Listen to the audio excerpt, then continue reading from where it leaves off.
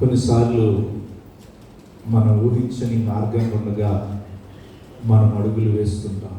అయితే దేవుని బిడ్డలుగా మనము ఆ మార్గం గుండగా వెళుతూ ఉన్నప్పుడు దేవుని సన్నిధిలో నిలిచి మనకు ఎదురైన ప్రతికూల స్థితుల్లో మనం మొరపెట్టి దేవుని వేడుకుంటాం. అయితే దేవుడు ఈ యొక్క ఉదయకాల సమయంలో ఈ 81వ కీర్తన 10వ వచనంలో దేవుడు సెలవిస్తున్న మాట, నీవు నాకు మొరపెట్టు, నేను నీకు ఉత్తరం ఇస్తానని చెప్పే దేవుడు వారి యొక్క జీవితాల్లో ఎన్నోసార్లు వాళ్ళు దేవునికి మొరపెట్టారు. దేవుడు వారి యొక్క జీవితాల్లో అనేక కార్యాలను జరిగించారు. అయితే ఆ విధమైన ఏర్పాటును దేవుడు జరిగించి ఆసాపు ద్వారా దేవుడు ఏమంటున్నాడంటే,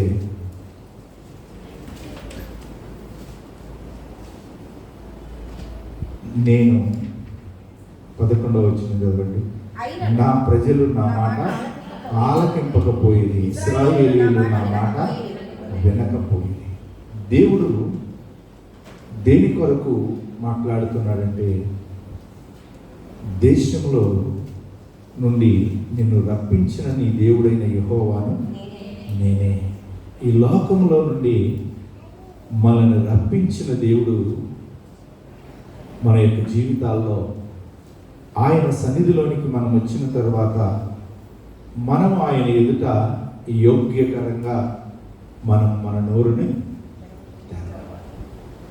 మనందరికీ పరిచయమైనటువంటి మాట, నీ నోరు బాగుగా తెరువుము, నేను దానిని నింపాను. అంతకుముందు వీళ్ళు నోరు తెరవలేదా అని అంటే అక్కడ మనం చూస్తాం. చదవండి ముందు ఉన్న లేఖనాల్లో,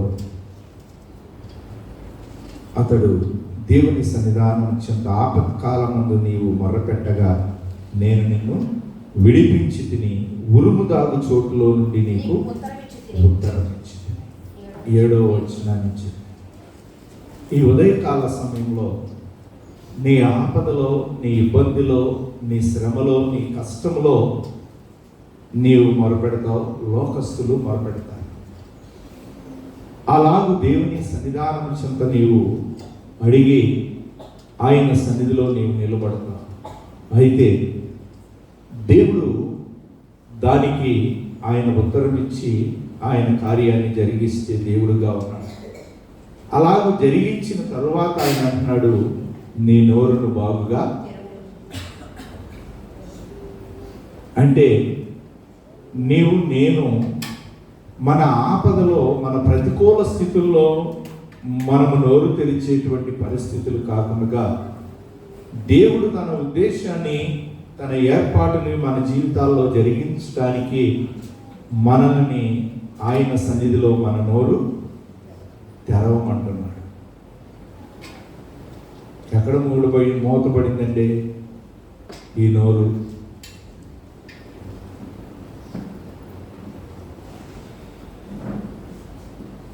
ఒక రోజునే దేవుడు రోజు వచ్చి ఆది కాండంలో ఆ ప్రజల యొక్కకు వచ్చి ఉన్న ఇద్దరే రోజు పలకరిస్తూ ఉండేవాడు.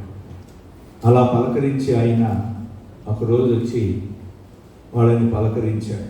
9వ వచనంలో 3వ అధ్యాయంలో దేవుడైన యెహోవా ఆదామును పిలిచి నీవు ఎక్కడ ఉన్నావు అని.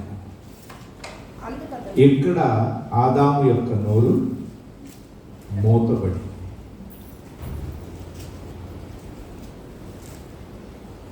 ఎందుకు మూతబడింది? ఆదాము యొక్క కన్నులు తెరవబడినాయి కాబట్టి. ఏమిటి? 7వ వచనంలో అప్పుడు వారిద్దరి కన్నులు తెరవబడెను. భౌతిక నేత్రాలు తెరవబడిన తరువాత ఆ ఆది మానవుల యొక్క నోరు మూయబడింది. ఈ ఉదయకాల సమయంలో దేవుని బిడ్డలుగా మన యొక్క జీవితాల్లో దేవుడు కోరుతున్నటువంటిది, నీ నోరు బాగుగా తెరవమంటే మనకున్న శ్రమను బట్టో, మనకున్న ఇబ్బందిని బట్టో, మనకున్న కష్టాన్ని బట్టో, మనకున్న ప్రతికూల పరిస్థితిని బట్టో మనము గ్యారెంటీగా చెప్పినా చెప్పకపోయినా మనం ఆవేశంతోనో లేకపోతే దీనత్వంతోనో ఏదో రకంగా మనం నోరు తెలుస్తాం. లోపల అది ఉంటే మనం ఎక్స్ప్రెస్ చేయకుండా ఉండలేము. అప్పుడు ఆటోమేటిక్గా పెద్దగానే నోర్లు తెలుసుకుంటాయి. అయితే అలా కాదు తెరవమంటుంది ఆయన.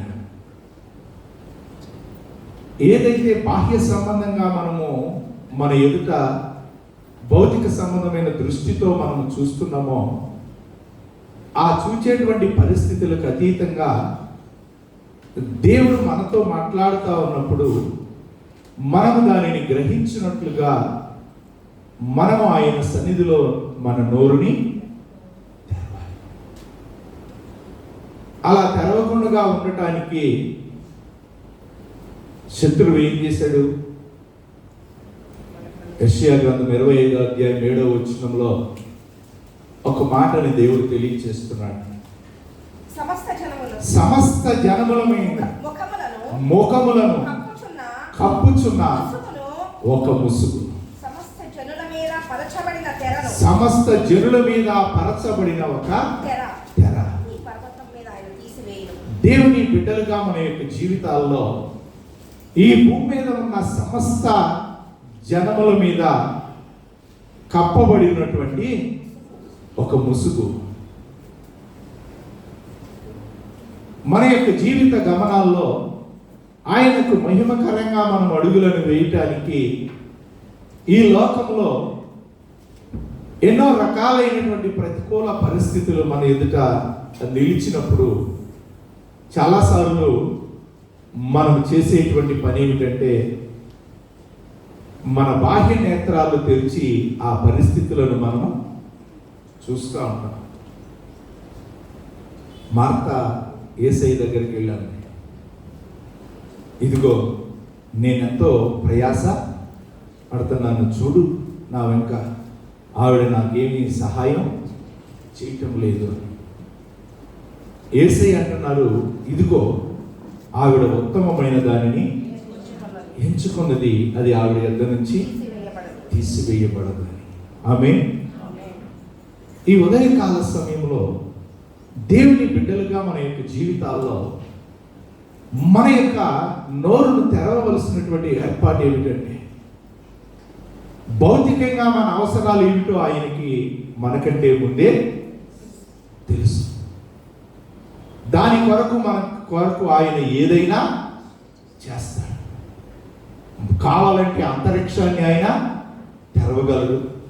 ఇదిగో నేను ఆకాశ తూములు విప్పి మీకు పట్టజాలని దీవెనలని కురిపిస్తానని ఆయన చెప్తున్నాడు. ఆయన మన మార్గాలలో దేవుడు మన కొరకు ఏదైనా చేయగలడు.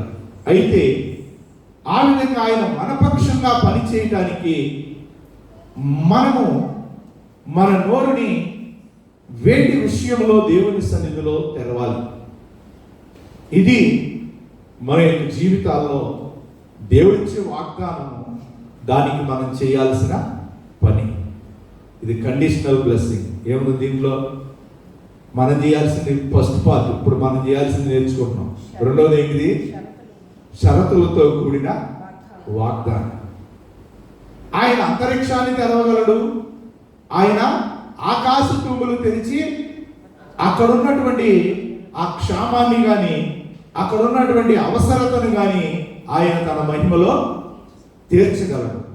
కానీ నీ నోరును మాత్రం నువ్వే తెరవాలి. దేవుని బిడ్డలుగా మన యొక్క జీవితాల్లో అన్నీ చేశారు కదా, అది కూడా ఆయనే చేయొచ్చు కదా అని అనుకోమాకండి. ఆయన చెప్తున్నాడు, నువ్వు తెరువు, నేను నింపుతా. మన యొక్క జీవితాల్లో ఆ ఆదాము దేవుడు పిలిచినప్పుడు మూతబడినటువంటి నోరు, మూతపడడానికి కారణం ఏంటనుకున్నా? ఒకటి, వారి భౌతిక నేత్రాలు తెరిచి పరిస్థితులను చూస్తున్నారు. రెండు, వారి హృదయాల మీద, వారి ముఖాల మీద ఒక ముసుగు కప్పబడినటువంటి పరిస్థితిలోనికి వచ్చారు. అది ఈనాటి వరకు మానవులందరి జీవితాల్లో ఉన్నటువంటి ఏర్పాటు. అయితే మనం దేవుని యొద్దకు రాగానే మన అవసరతలను, మన అక్కర్లను దేవుడు ఎంతో నిశ్చయంగా ఆయన తీరుస్తాడు అని మనం నమ్మి మనం ఆయన సన్నిధిలో మనం చేయాల్సింది ఏమిటంటే మన హృదయాలని ఆయన సన్నిధిలో తెరవమని ఆయన అడగాలి. ఆమేన్. అందుకే నా కుమారుడా నీ హృదయము నాకు ఏం చేసుకుంటావు? ఆయన ఏం చేసుకుంటాడు? మన హృదయాన్ని ఆయనకి ఇస్తే ఏం చేసుకోడు? ఆయన ఆలయంగా ఉండేటట్లుగా దాని లోపల ఉండేటువంటి వాటన్నిటినీ తీసివేస్తాడు. మనకు తెలిసి మార్కు సువార్త 7వ అధ్యాయంలో మన హృదయంలో నుంచి బయటకు వచ్చేటువంటివి 34వ వచనం నుంచి 36వ వచనం వరకు మనం చూస్తాం. మనకు పరిచయమే ఏమంటే హృదయంలో నుంచి వచ్చే మనిషిని అపవిత్ర పరుస్తున్నాయి. మార్కు సువార్త 7:34, 7:21. లోపలి నుండి అనగా మనిషిని హృదయంలో నుండి దురాలోచనలు, జారత్వము, దొంగతనము, నరహత్యలు, లోపములు, చెడుతనము, కృత్రిమమును, కామ వికారము, మత్సరము, దేవదోషణ, అహంభావము, అవివేకము. ఇది దేవుని సన్నిధానం చెంత దేవుడు మన హృదయాన్ని తెరవటానికి ఆయన ఇష్టపడుతున్నాడు. మన నోరుని దేవుని సన్నిధానం చెంత వెళ్ళి దేవుణ్ణి అడగాలి. దేవా నా హృదయాన్ని తెరువు, నా లోపల ఉన్నటువంటి ప్రతికూల స్థితులు. దావీదు అంటాడు, దేవా నా హృదయాన్ని పరిశీలించు, నన్ను పరీక్షించు, నన్ను పరిశోధించు, నాలో నీకు ఆయాసకరమైనది ఏదైనా ఉంటే అది నాలో నుంచి తీసివేయి. హల్లెలూయా. ఇది మన హృదయాన్ని తెరవవలసినటువంటి పద్ధతి. దేవుని సన్నిధానం చెంత పని ఆయన చేస్తాడు. దాని కొరకు మనం మన నోరుని తెరవాలి. మనకు తెలుసు, ఒక స్త్రీ ఒక దైవజనుడు కనపడగానే ఆ దైవజనుడి మీద దృష్టి ఉంచింది. ఎవరు? లూదియా. ఆవిడ ఒక వ్యాపారం చేసుకోవడానికి వేరే దేశం నుంచి వచ్చినటువంటి స్త్రీ. ఈ దేశం నుంచి వెళ్ళి వేరే దేశంలో వ్యాపారం చేసుకుంటుంది. ఆ వ్యాపారం చేసుకునే ఆ స్త్రీ దైవజనుని ఒక మాటను విని ఆ దైవజనుని దగ్గరకు వెళ్ళింది. అప్పుడు దేవుడు ఏం చేశాడంటే ఆ అపోస్తలుల కార్యాలు 16వ అధ్యాయంలో ఆ 14వ వచనంలో అప్పుడు లూదియా ఆమె దైవ భక్తి కలిగిన ఒక స్త్రీ వినుచుండెను. ఆమె ఊదారంగు పొడిని అమ్ము తుయతైరా పట్టణస్థురాలు. ప్రభువు ఆమె హృదయాన్ని తెరచెను. హల్లెలూయా. ఈ ఉదయకాల సమయంలో మనం దావీదు వలె దేవుని సన్నిధానము చెంతకు వెళ్ళి మన నోరును తెరిస్తే దేవుడు ఏం చేయగలడు? మన హృదయాన్ని తెరుస్తాడు. మన లోపల నుంచి బయటకు వచ్చేటువంటి వాటిని, దేవునికి ఆయాసకరమైనటువంటి వాటిని మనలో నుంచి తీసివేస్తాడు. ఇది ఎప్పుడైతే మన యొక్క జీవితాల్లో జరుగుతుందో దేవుడు అద్భుతకరంగా ఆయన యొక్క జీవము కలిగిన మాటలతో మనల్ని నింపుతాడు. అది రెండవ ఏర్పాటు. మొదట ఏం చేయాలి? మన నోరుని, దేవా నా హృదయాన్ని తెరువు, నా హృదయంలో నీకు ఆయాసకరమైనటువంటి స్థితులన్నీ నాలో నుంచి తీసివేయి. అది నా వల్ల కావట్లా.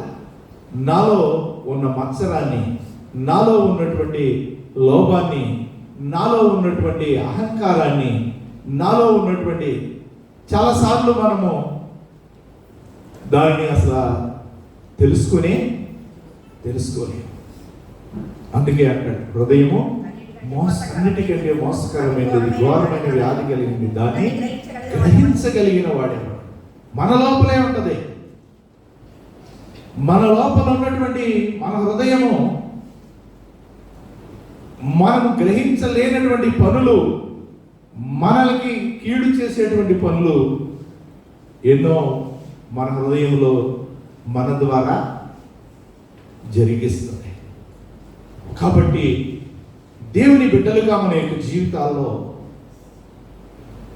దేవుని సన్నిధిలో మనము ఆ యథార్థ హృదయంతో నిలవబడటానికి మనం ఆయన సన్నిధిలో మన హృదయాన్ని తెరవమని ఆయన్ని అడగాలి. ఇశ్రాయేలీయులు 80 లక్షల మంది బయలుదేరితే దేవుడు వాళ్ళ హృదయాల్లో ఉన్నదేంటో బయటకు తీసుకుని వచ్చి వాళ్ళని సంపూర్ణంగా దేవునికి అప్పగించుకుని దేవునికి మహిమకరంగా వాళ్ళు జీవించటం కోసం వాళ్ళకి కావలసినటువంటివన్నీ దేవుడు వాళ్ళకి ఇస్తూ, తినడానికి ఆహారం, తాగడానికి నీళ్లు, ఉండటానికి ఆ షెల్టరు, అలాగే ఏ అనారోగ్యం రాకుండా సంపూర్ణంగా వాళ్ళకి మంచి క్లైమేట్, పగలు ఎండ దెబ్బ లేదు, రాత్రి వెన్నెల దెబ్బ లేదు. ఆ విధంగా సిద్ధపరిచి ఎందుకు ఆ 40 సంవత్సరాలు దేవుడు నడిపించాడు అంటే, ద్వితీయోపదేశకాండం 8వ అధ్యాయము 2-3 వచనాల్లో మోషే చెప్తాడు. టోటల్గా ఆ 40 సంవత్సరాలు వాళ్ళని నడిపించటంలో ఉన్న ఉద్దేశం, దేవుని ఉద్దేశం, మరియు నీవు ఆయన ఆజ్ఞలను గైకొందువో లేదో నిన్ను శోధించి నీ హృదయంలో ఉన్నది తెలుసుకొనడానికి నిన్ను అణచు నిమిత్తము అరణ్యములో ఈ 40 సంవత్సరాలు నీ దేవుడైన యెహోవా నిన్ను నడిపించిన మార్గం అంతటిని జ్ఞాపకం చేసుకో. ప్రియ సహోదరి సహోదరుడ, ఈ ఉదయకాల సమయంలో దేవుడు నీ జీవితంలో నీవు నడుస్తున్న మార్గంలో ఉన్న ప్రతికూల పరిస్థితులు, ఇబ్బందులు, శ్రమలు, కష్టాలు, నీ యొక్క జీవిత మార్గంలో ఉన్నటువంటి ఎన్నో రకాలైనటువంటి ఊహించని పరిస్థితుల్లో దేవుడు నీ హృదయాన్ని ఆయన కొరకు ఒక మహిమ కలిగిన నివాస స్థానంగా సిద్ధపరచడానికి నీ హృదయాన్ని తెరిచి నీ లోపల ఆయనకు ఆయాసకరమైన దాన్ని అంతటిని తీసివేసి ఆయన నీలో నివసించడానికి ఆయన ఇష్టపడుతూ ఆ ప్రతికూల మార్గం ఉండగా నిన్ను నడిపిస్తూ ఉన్నాడని జ్ఞాపకం చేస్తూ, ఆ పరిస్థితుల్లో ప్రభు సన్నిధానం చెంత ఆయనకి నీ హృదయాన్ని అప్పగించుకో. అందుకే దేవుడు దావీదుని అన్నాడు, ఇతడు నా హృదయానుసారుడైన మనుష్యుడు. ఎక్కడ తన భౌతిక సంబంధమైన హృదయ స్పందనతో ఆయన తన ఎదుటున్న పరిస్థితులను ఎదుర్కోవాలి. శత్రువులు ఎదుర్కొనేటప్పుడైనా అంతే, కుటుంబంలో ఉన్న ప్రతికూల స్థితులైనా అంతే, తన ఎదుటున్నటువంటి ప్రతి పరిస్థితుల్లోనూ దేవుని హృదయానుసారంగా ఆ పరిస్థితుల్లో స్పందించగలిగిన స్థితిలో దావీదు ఉన్నాడు. ఆమేన్. ఆ పరిస్థితి ఆదాము కోల్పోయాడు. దేవుని కృప ద్వారా, యేసు క్రీస్తు వారి ద్వారా దేవుడు మనకు మరలా ఆ విధంగా దేవుని సన్నిధిలో హృదయాన్ని తెరిచి ఆయనకు అప్పగించుకొని నడిచే స్థితిని దేవుడు మనకి ఇచ్చాడు. ఎందుకంటే ఈ లోకంలో అలాగూ యథార్థంగా ఉంటే లోకంలో జీవించడం కష్టం. కానీ దేవునిలో ఉంటే యథార్థంగా లేకపోతే దేవునిలో జీవించడం కష్టం. కాబట్టి మన యొక్క జీవితాల్లో మనం దేవునిలోనికి వచ్చిన తర్వాత ఎంతగా మన హృదయాన్ని ఆయన సన్నిధిలో యథార్థంగా ఆయన కృపా సింహాసనం చెంత కృమ్మరిస్తామో ఆ యథార్థవంతులకు ఆయన ఏ మేలు చేయక,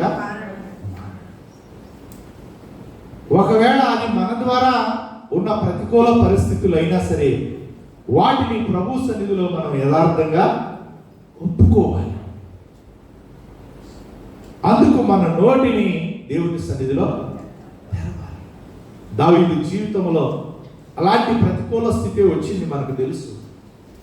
అప్పుడు కూడా దావీదు ఏ మాత్రం కూడా ఆయన కప్పుకోవడానికి ఇష్టపడాల. 51వ కీర్తనలో దేవుని దగ్గరికి వెళ్ళాడు. కీర్తన అంతా దేవుని సన్నిధిలో వేడుకుంటూ దేవుని సన్నిధిలో కన్నీటితో కృమ్మరిస్తూ 15వ వచనంలో ఒక మాట అంటాడు. 51వ కీర్తన 15వ వచనంలో, ప్రభువా నా నోరు నీ స్తుతిని ప్రచురపరచునట్లు నా పెదాలను తెరువు. దేవుని బిడ్డలుగా మన యొక్క జీవితాల్లో మన మార్గాలలో మనం చేసే కొన్ని ప్రతికూల పరిస్థితులు, కొన్నిసార్లు తండ్రి అడిగితే బిడ్డలు ఎరా ఎక్కడికి వెళ్ళావు అంటే నోరు తెరవదు, మాట బయటికి రాదు. ఎందుకు? నిజంగా తండ్రికి ఇష్టమైన చోటుకు వెళితే ఆటోమేటిక్గా నోరు తెరుస్తుంది. ఈజీగానే మాట డాడీ ఇక్కడికి వెళ్ళే డాడీ, అక్కడికి వెళ్ళే డాడీ, అది చేసే డాడీ, ఇది చేసే డాడీ అని చెప్పేస్తారు. కానీ ఎప్పుడైతే తండ్రి ఎక్కడికి వెళ్ళామని అడగనే,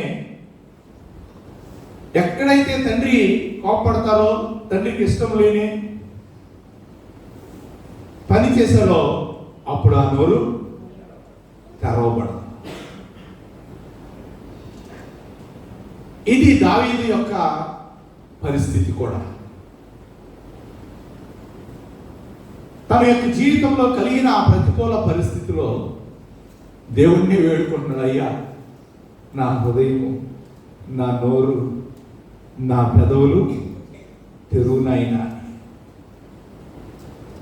ఈ ఉదయకాల సమయంలో దేవుని సన్నిధానం చెంత మన యొక్క జీవితాల్లో ఆయనకు మహిమకరంగా అడుగులను మనం వేయటానికి, మన హృదయాలను ఆయన తెరవటానికి ఆయన సిద్ధంగా ఉన్నాడు. అయితే మనము మన నోటిని, మన పెదాలని ఆయన సన్నిధిలో మన పరిస్థితులను మనకి తెలియపరిచి దేవునికి మహిమకరంగా మన లోపల ఉన్నటువంటి ప్రతికూల స్థితులన్నిటినీ తొలగించబడి ఆయన మన కొరకు ప్రతిష్ఠించిన మార్గంలో మనం వెళ్ళటానికి మన హృదయాన్ని తెరవమని ఆయనని మనము అడగాలి.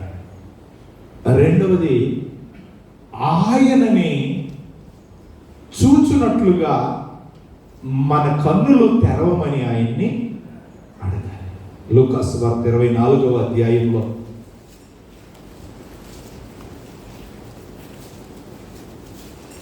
31వ వచనంలో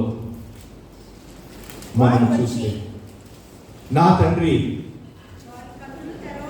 వారి కన్నులు తెరవబడి ఆయనను గుర్తుపట్టి.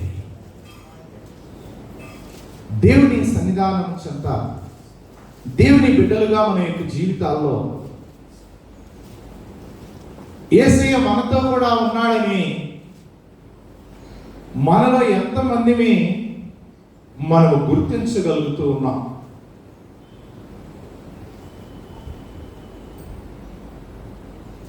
ఈజీగా చెప్పాలి అంటే, ఎక్కడ 2-3 నా నామంలో ఏకీభవిస్తారో వారి మధ్య నేను ఉంటాను అన్నాడు. ఇది బేసిక్గా. నీవు 2-3గా దేవుని సన్నిధిలో నీవు కూడినప్పుడు యేసయ్య నీతో కూడా ఉన్నాడనేటువంటి ఆ స్థితిని నీవు గుర్తించగలుగుతూ ఉన్నావా?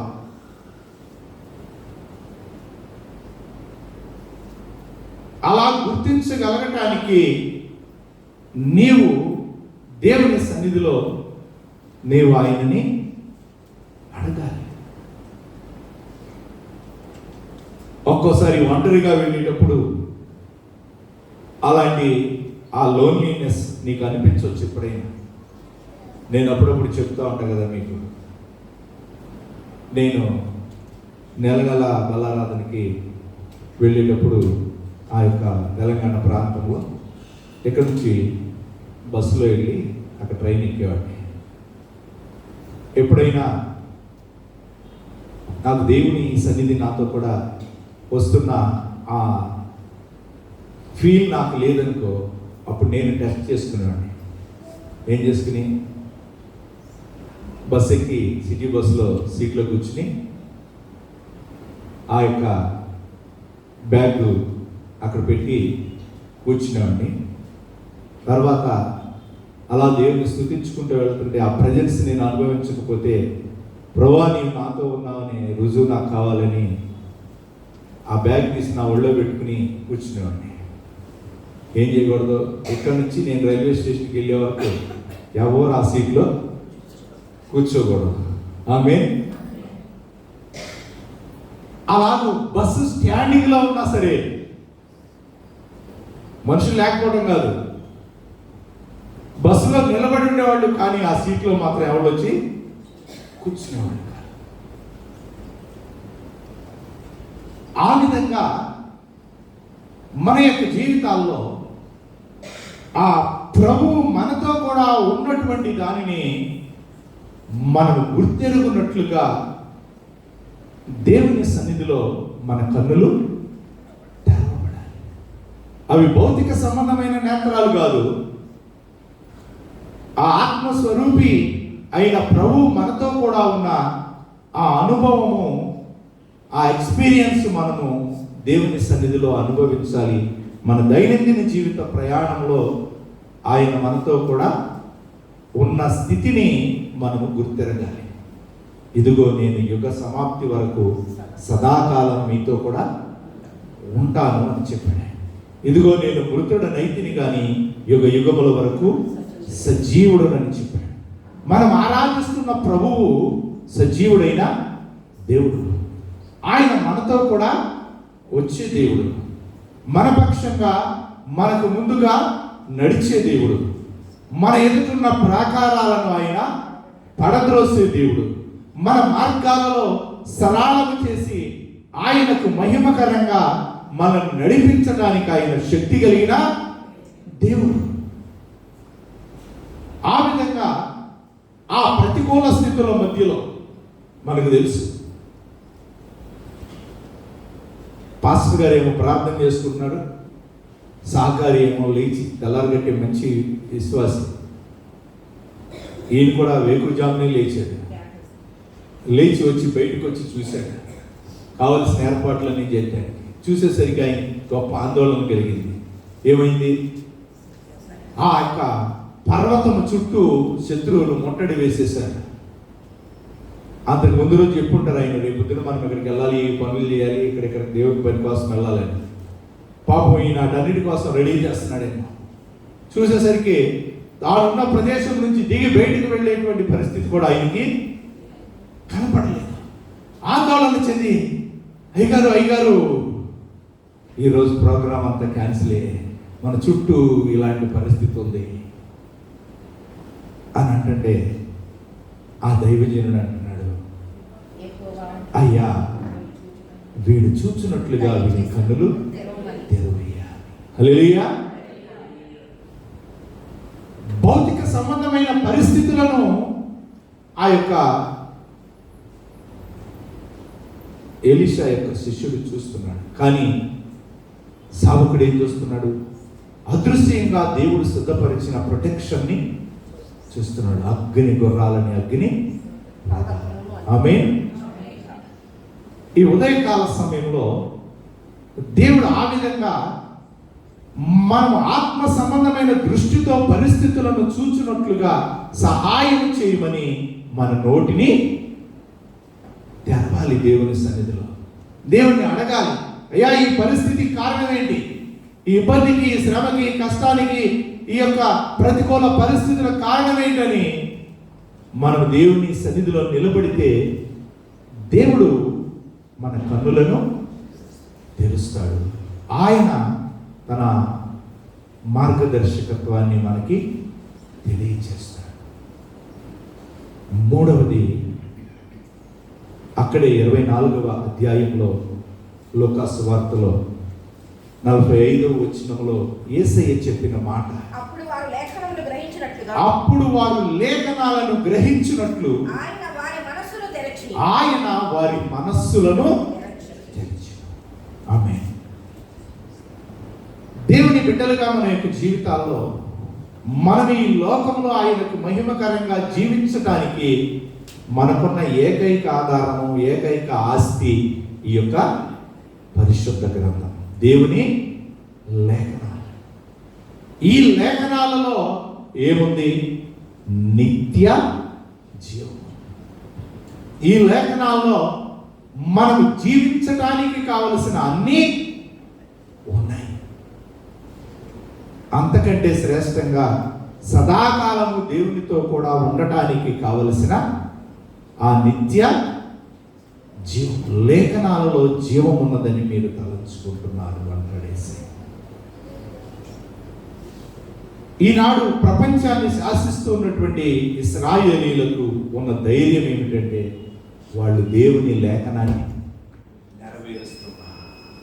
దేవుని బిడ్డలుగా మన యొక్క జీవితాల్లో ఆయన లేఖనాన్ని నెరవేర్చి మన ముందుకు అడుగులు వేసేటువంటి ప్రయాణంలో మనం గుర్తెరగాల్సినటువంటి ఒక ప్రాముఖ్యమైనటువంటి పరిస్థితి ఏమిటంటే, దేవుని ఉన్నతమైన పిలుపులో మనం ముందుకు అడుగులను వేస్తూ ఆయన సన్నిధిలో మనము ఆయనకు మహిమకరంగా నడవటానికి మనం దేవుని సన్నిధిలో అడగాలి. దేవుడు యాకోబుకి ఏం చేశాడంట? దేవుని వాక్యాన్ని తెలియపరిచాడు. ఈ ఉదయకాల సమయంలో దేవుని యొక్క వాక్యాన్ని మన పరిస్థితులకి అనుకూలంగా లేక దేవుని చిత్తానికి అనుకూలంగా మనం దేవుని వాక్యాన్ని చేతపట్టుకుని నడవగలిగిన స్థితి మనకున్నది. సౌలు రాజుకి, ఇశ్రాయేలు ప్రజలకు లేనిది దావీదుకు ఉన్నది అదొక్కటే. ఏమిటది? మొదటి సమూయేలు గ్రంథం 17వ అధ్యాయంలో దావీదు దేవుని పక్షంగా జయాన్ని పొందటానికి మిగతా వాళ్ళు 40 రోజులున్నా సరే ఆయన మీదకి ఆ 6 మొరలు జానెడు గొలియాతు మీదకి ఒక్క అడుగు కూడా వేయకుండా ఉదయం నుంచి సాయంత్రం దాకా వాళ్ళు అలాగే నిలిచిపోవడానికి దావీదు అతని మీదకి వెళ్ళటానికి కారణం ఏమిటంటే 26వ వచనం చదవండి. దావీదు జీవము కలిగిన దేవుని సైన్యాన్ని తిరస్కరించుటకు ఈ సున్నతి లేని ఫిలిష్తీయుడు ఎంతటి వాడు వానిని చంపి ఇశ్రాయేలీయుల నుండి ఈ నింద తొలగించిన వానికి బహుమతి. హల్లెలూయా. ఏమిటి ఆయనకు ఉన్నటువంటి ధైర్యం అంటే, ఆయన యొద్ద ఆ పరిస్థితికి సంబంధించి దేవుని వాక్యాన్ని గ్రహించగలిగినటువంటి ఆ సిద్ధపాటు ఆయన దగ్గర ఉంది. ఈ ఉదయకాల సమయంలో దేవుని జీవము కలిగిన మార్గంలో నడుస్తున్నటువంటి నీ జీవితంలో పరిస్థితులను గ్రహించినట్లుగా ఆ పరిస్థితికి తగిన దేవుని యొక్క వాక్యము నీ యొద్ద ఉన్నాయి. బైబిల్ ఉండటం వేరు, వాక్యం ఉండటం వేరు. ఎందుకంటే మన విరోధి మనకంటే ఎక్కువ వాక్యం తెలుసు. కాబట్టి యేసయ్య దగ్గరికే వాక్యాన్ని తీసుకుని వచ్చాడు. వాక్యం ద్వారానే యేసయ్యని తప్పు మార్గాన్ని నడిపించడానికి ప్రయత్నం చేశాడు. కానీ యేసయ్య ఆ పరిస్థితికి తగినట్లుగా లేఖనముతోనే ఆ విరోధి అయిన అపవాదికి సమాధానం ఇచ్చాడు. ఈ ఉదయకాల సమయంలో దేవుని సన్నిధానం చెంత మనము మన ఎదుటిన్న పరిస్థితుల్లో మన మనస్సు లేఖనము మీద ఆనుకొని ఆ పరిస్థితికి తగిన లేఖనాన్ని మనము గ్రహించి దేవుని సన్నిధిలో ఆ వాక్యము మీద మనము ఆనుకొని నిలవబడినట్లుగా మన నోరును దేవుని సన్నిధిలో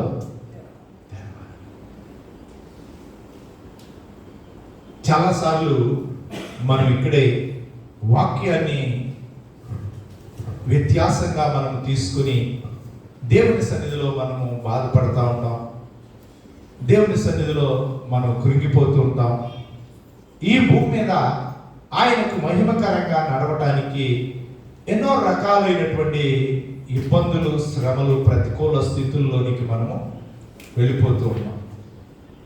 దేవుని యొద్ద నుండి ఒక వాక్యం వచ్చే వరకు నీవు ఆయన సన్నిధిలో నిలబడాలి.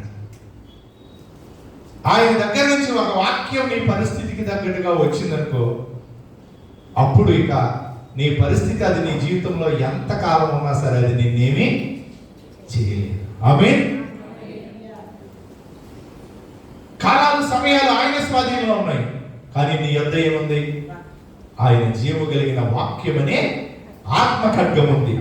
దానిని పట్టుకొని ఏం చేయొచ్చు? నీవు అపవాది యొక్క ఏ విధమైనటువంటి అగ్ని బాణాలు వాడు వేసినా సరే నీవు వాటిని ఆర్పివేయగలవు. ఆమేన్. లేచి నిలబడి దేవుని సన్నిధానం చెంత మనను మనం ప్రభువుకు అప్పగించుకొని దేవుని సన్నిధిలో నీవు ఏ పరిస్థితుల్లో నీ నోటిని తెరిచి ఆయన యొక్క మహిమ కలిగిన ఆత్మ కార్యాలని నీవు చూడాలో, దేవుడు నీ కొరకు ప్రతిష్ఠించిన మార్గం ఒకటి ఉంది. ఆ ప్రతిష్ఠితమైన మార్గంలో ఎవ్వరు నీకు ముందుగా వాళ్ళు దాటిపోవటం లేదు. వాళ్ళ మార్గంలో వాళ్ళు వెళ్తా ఉన్నారు. నీ కొరకు సిద్ధపరిచిన మార్గం నీకే ఉంది. నీ కొరకు ఆయన సిద్ధపరిచిన బహుమానం నీకే ఉంది.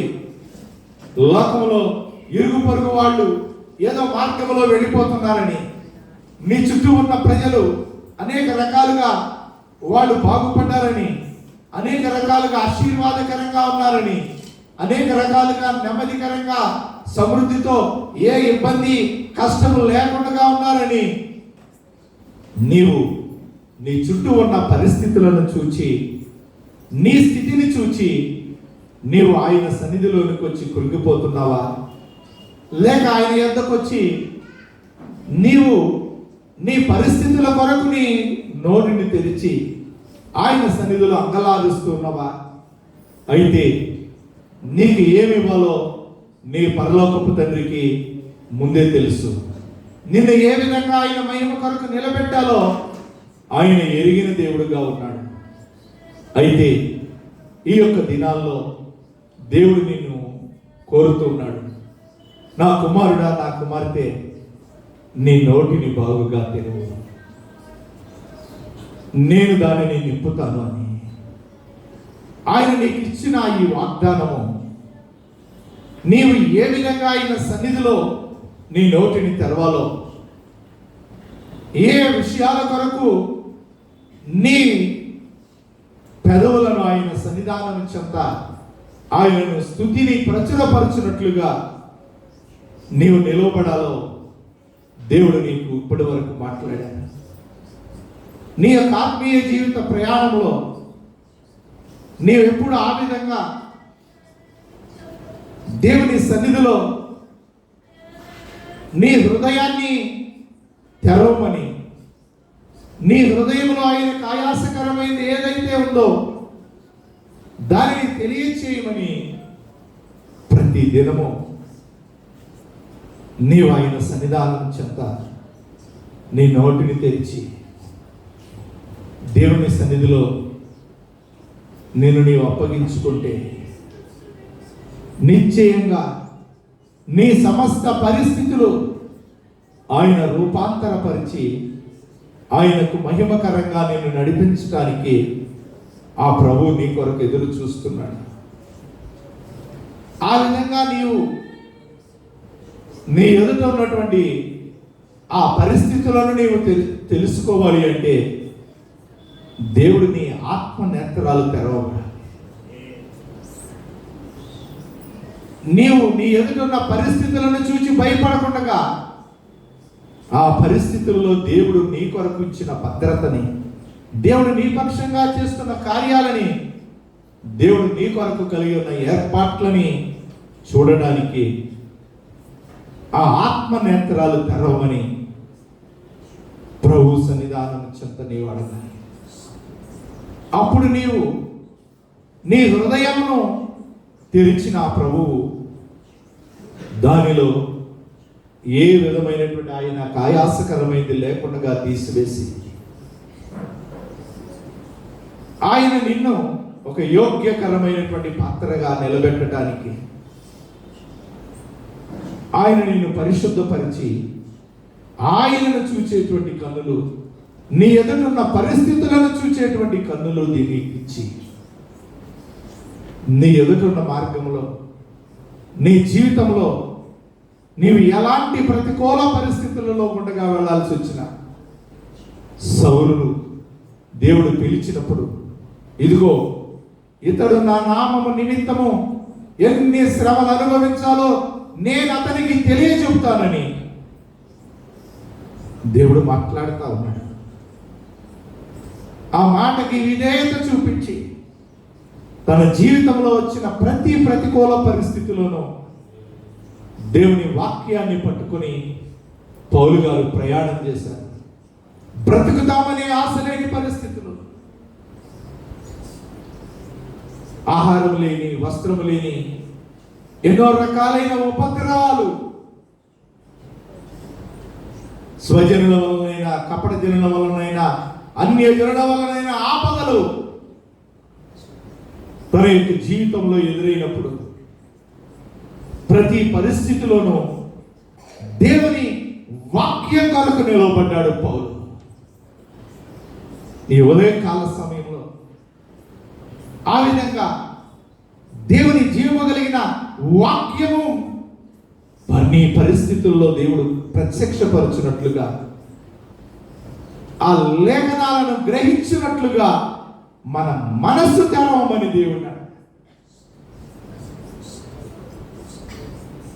ఎప్పుడైతే నీవు ఆ విధంగా దేవునికి అప్పగించుకుంటావో నీ ఎదుటున్న ఏ ప్రతికూల పరిస్థితి కూడా నిన్ను ఆయనకు మహిమకరంగా నడవటానికి అభ్యంతరకరంగా నిలబడలేదు.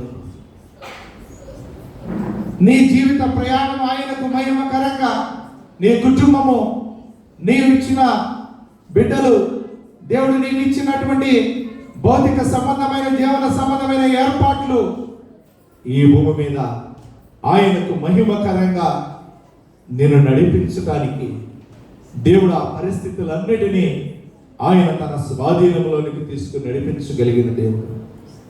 కాబట్టి ఆయన రక్తమాంసాల యొద్దకు వస్తున్న నీవు, ఆయన ఏ విధంగా ఈ భూమి మీద సంచరించాడు, ఆ విధంగా నీవు కూడా తండ్రి ఎదుటికి వెళ్ళి ధైర్యంగా ఆయన కృపాసింహాసనం చెంత నిలబడగలుగునట్లుగా నీ నోరుని ఆయన సన్నిధిలో తెరిచి, అయ్యా నా హృదయాన్ని తెరువయ్యా, నా ఆత్మనేత్రాలు తెరువయ్యా, నీ లేఖనాలు గుర్తించినట్లుగా నా మనస్సు తెరువయ్యా అని ప్రతిరోజు ప్రభు సన్నిధిలో ఒక 5 నిమిషాలు ప్రభువుని అడుగు. నిశ్చయంగా ఆయన వాక్యాన్ని చదువు. ఆయన సన్నిధిలో నీ దినాన్ని ప్రారంభించు. నీకు ముందుగా ఆయన వెళ్ళే దేవుడుగా ఉన్నాడు. నీ వెనక, నీ చుట్టూ ఆవరించి నిన్ను నడిపించేవాడుగా ఉన్నాడు.